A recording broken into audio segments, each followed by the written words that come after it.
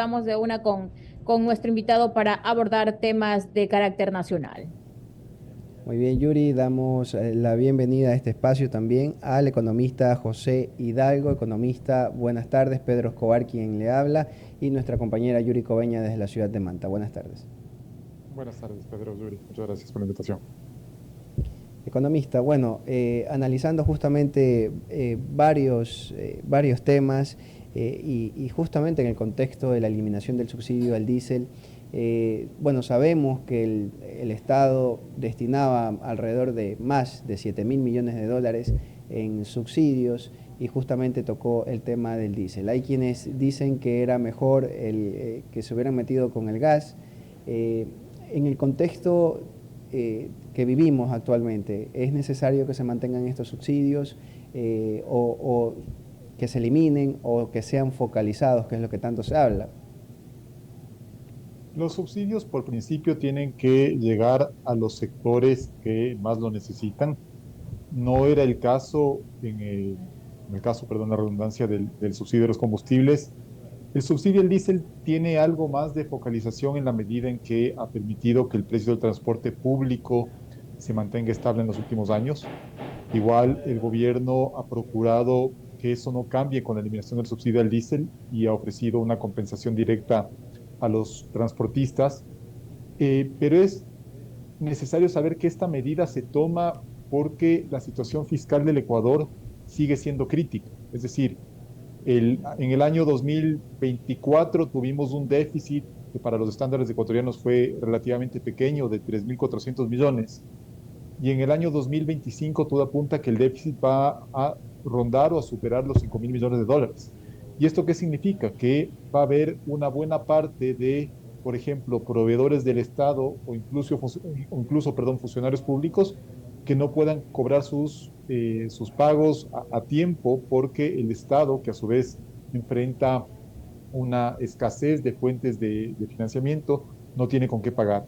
En ese contexto es lo que se engloba o se enmarca la decisión del presidente Noboa de eliminar el subsidio al diésel, insisto, manteniendo una compensación a los transportistas a fin de que el costo del transporte, el pasaje del transporte público no se incremente, pero es evidente que una buena parte de ese subsidio estaba favoreciendo no solo a sectores que no lo necesitan desde el punto de vista socioeconómico, digamos, grandes camionetas o vehículos 4x4 que cargan diésel, sino también camiones de grandes corporaciones nacionales, incluso camiones de países vecinos y peor aún, grupos relacionados con el narcotráfico. Entonces, me parece que es una decisión atinada, me parece políticamente más llevadera que la del gas. La del gas, el subsidio del gas, si bien está en alguna medida también mal focalizado, en todo caso es un subsidio que favorece sobre todo a la cocción de alimentos. Entonces ya es un tema socialmente más sensible.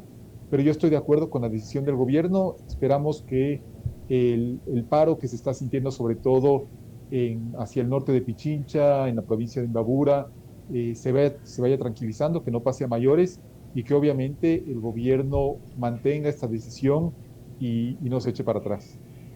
Economista, ¿cuál es el impacto real de esta medida para el bolsillo de los ecuatorianos, por así decirlo? Pero hay ciudadanos que dicen que no, que ya en el mercado se siente una ligera alza de precios o esto es algo ya especulativo.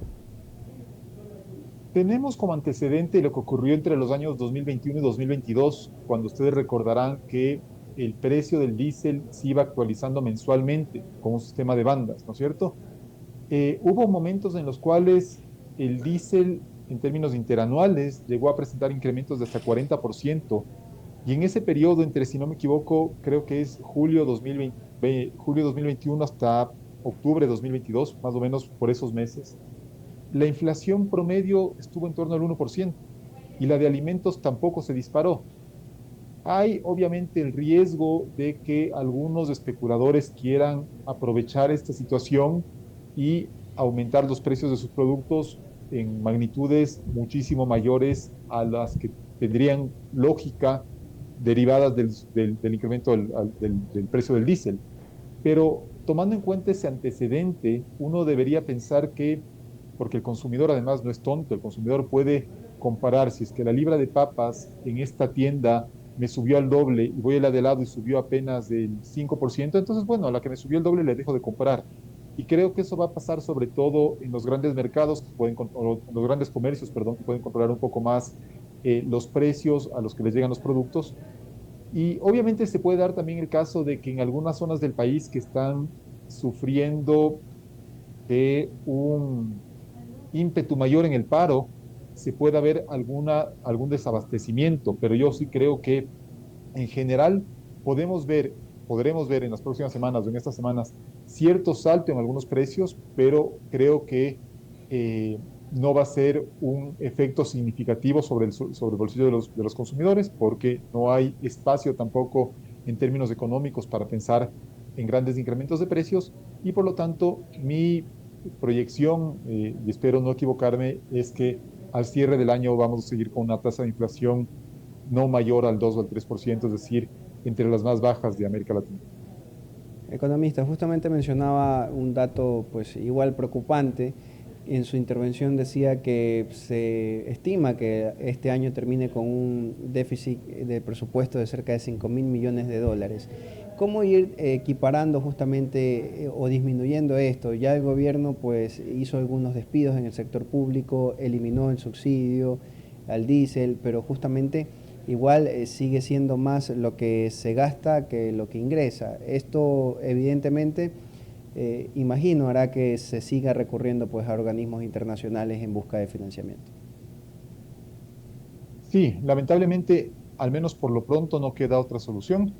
Eh, a ver, este déficit de unos 5.000 millones, de todas formas, va a ser bastante menor que el que tuvimos en 2023, cuando cerró más o menos en 6.300 millones. Entonces, ya hubo una reducción. Esa reducción puede explicarse en buena medida por el menor subsidio a las gasolinas, el incremento en la tasa del IVA. Tal vez lo del diésel no se sienta este año porque obviamente este año también se concentran en buena parte las medidas de compensación que ha ofrecido el gobierno a transportistas, agricultores y demás. Pero son medidas estructurales importantes que ha llevado adelante el presidente Noboa. Obviamente esto tiene que ir de la mano con un control del gasto. Lamentablemente, previo a la campaña electoral también vimos un incremento bastante marcado en el gasto del presupuesto del Estado. Se crearon nuevos bonos que, que implican gasto corriente. Hay lamentablemente una serie de gastos automáticos que tiene que hacer el presidente, perdón, no, el presupuesto del Estado. Es decir, por ejemplo, si se eleva la recaudación tributaria, un porcentaje de esa recaudación tributaria, casi una quinta parte, tiene que ir automáticamente a los GAT. Lo mismo, si se eleva el precio del petróleo, una parte de los ingresos petroleros, si no me equivoco, el 10% tiene que ir a los GAT. Eh, y está bien que obviamente los municipios, prefecturas, juntas parroquiales reciban dinero del presupuesto del Estado, pero hay un problema enorme en esto y es que una buena parte de los municipios, que son los que concentran la mayor parte de estas transferencias, no rinden cuentas sobre esos recursos, los utilizan en gasto corriente, aunque deberían ser utilizados en gasto de inversión.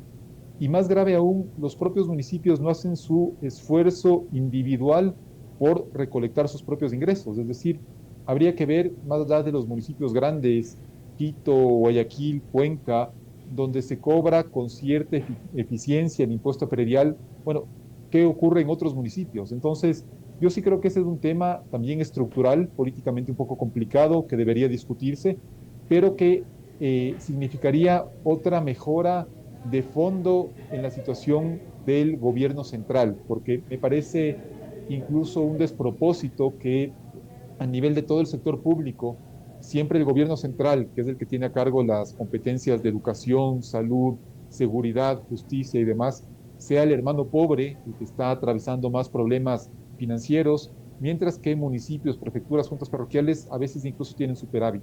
Entonces sí creo que hay que revisar también o discutir el tema del gasto, sobre todo estos gastos preasignados, y seguir viendo las formas de que el déficit llegue a niveles más manejables, es decir, que el Ecuador pueda cubrirlo con cierta, no sé si facilidad, pero en todo caso sin pasar las penurias que hemos pasado en años anteriores.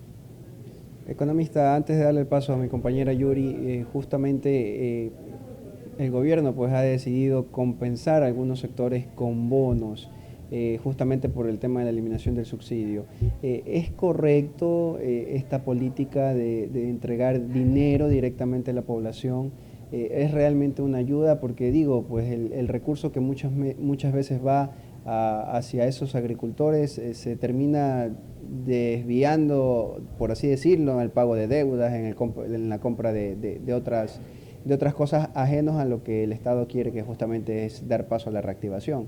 ¿Es correcto destinar tantos recursos a bonos o hay otras estrategias para colocar dinero y que se produzca más, por así decirlo?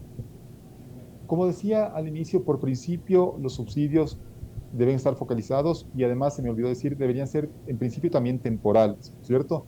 Pero dentro, usted mencionó una cifra de subsidios que se refiere a todos los subsidios que da el Estado ecuatoriano, que incluye obviamente el bono de desarrollo humano y los bonos similares, digamos, de Joaquín Gallegos Lara, Mis Mejores Años.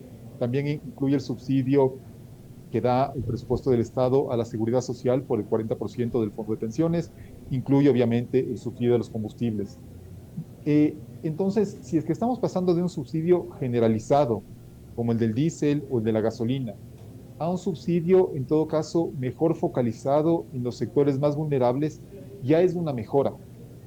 No es el escenario ideal porque seguimos hablando de un bono que probablemente se vuelva un gasto permanente, pero el subsidio a los combustibles también era un gasto permanente e, insisto, beneficiaba en gran medida a sectores que no lo necesitaban o incluso peor, a sectores delincuenciales. Entonces, si es que se reemplaza un muy mal subsidio, como es el de los combustibles, por un subsidio algo menos malo, como sería una asignación directa a sectores vulnerables, me parece que ya es una mejora significativa. Y de hecho se ha probado no solo en el Ecuador, sino en otros países de la región, que estos subsidios focalizados, como el bono de desarrollo humano, son mucho más eficientes porque justamente llegan a sectores que lo necesitan y es más, creo yo, mejora su eficiencia, incluso si es que son condicionados, es decir, tú vas a recibir el bono de desarrollo humano en la medida en que tus hijos vayan a la escuela y al centro de salud para recibir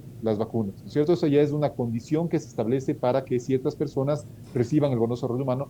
Me parece que es una mejora, una manera, perdón, de mejorar la asignación de recursos en el Ecuador. E insisto, haber pasado de un subsidio generalizado a uno mejor focalizado ya es de por sí una mejora. Nuestra compañera Yuri también tiene unas interrogantes, economista. Economista, ¿qué tal? También consultarle, economista, justamente hoy se cumplen 9 días de las protestas, justamente por la eliminación del subsidio al diésel. ¿Qué le espera al país si estas protestas continúan en cuanto a pérdidas económicas en el sector productivo?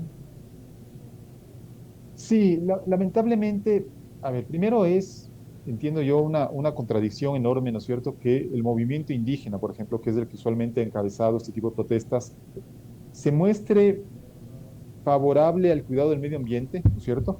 Cosa que muchos compartimos, y a su vez defienda el subsidio a combustibles fósiles. Entonces, ya de por sí, de arranque, eso es una contradicción enorme. También me parece una contradicción bastante grande que el movimiento indígena o el sector indígena, que lamentablemente es de los sectores más vulnerables, más vulnerables, perdón, y más desfavorecidos en el Ecuador, defiendan subsidios que claramente terminan beneficiando a sectores que no lo necesitan. Entonces, dejando de lado eso, las protestas que, como ustedes recordarán, además se ha sentido sobre todo en la sierra, en 2019, 2022 ocurrió eso y obviamente entre las ciudades más afectadas estuvo Quito. En esta ocasión parecen tener una intensidad menor. Esto no significa que las protestas no puedan ir aumentando en intensidad, pero se han mantenido relativamente controladas. Lamentablemente hubo obviamente el evento de una persona que murió, si no me equivoco, en Cotacachi. Eh, pero, por ejemplo, las actividades económicas en las principales ciudades del país, Guayaquil, Quito, Cuenca, entendería también que Manta, se han mantenido relativamente normales. En ese contexto, hay sectores, yo diría, puntuales que están sintiendo una afectación. Seguramente el sector florícola, que tiene una buena parte de sus cultivos en la zona donde se están viviendo más protestas más intensas, digamos, por Cayambe, Tabacundo, eh, Sí, entre el norte de Pichincha y el sur de Imbabura, seguramente esas actividades sí van a sentir una afectación. Hablaba antes también de que podría darse incluso desabastecimiento en zonas del país donde estén cortadas las carreteras, porque obviamente es más difícil que los productos de primera necesidad lleguen a esas zonas si es que están cortadas las vías de acceso.